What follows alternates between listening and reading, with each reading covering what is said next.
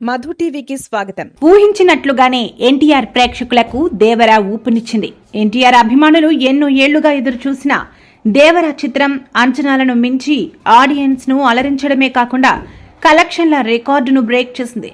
6 ఏళ్ల తర్వాత young tiger solo release గా ప్రేక్షకుల ముందుకు వచ్చిన ఈ చిత్రం అభిమానుల అంచనాలు అందుకుంది. కొరటాల శివ దర్శకత్వం వహించిన ఈ యాక్షన్ డ్రామా ప్రపంచ వ్యాప్తంగా మంచి వసూళ్లు సాధించింది. ప్రీసేల్ బుకింగ్స్ లోనే పలు రికార్డులను సొంతం చేసుకున్న ఈ మూవీ మొదటి రోజు వసూళ్ల పరంగా టాప్ లో నిలిచింది. దేశవ్యాప్తంగా 77 కోట్ల రూపాయలు, ప్రపంచ వ్యాప్తంగా 140 కోట్లు సాధించింది.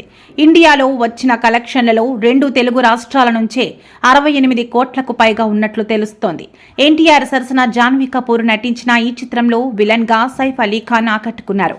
దేవరను ఆదరించినందుకు ప్రేక్షకులకు ఎన్టీఆర్ కృతజ్ఞతలు చెప్పారు. అభిమానుల వేడుకలు చూసి నా మనసు నిండింది. మీ ప్రేమాభిమానాలకు నేను ఎప్పుడూ రుణపడి ఉంటా. నాలానే మీరు ఈ చిత్రాన్ని ఎంజాయ్ చేయడం చూస్తుంటే సంతోషంగా ఉంది.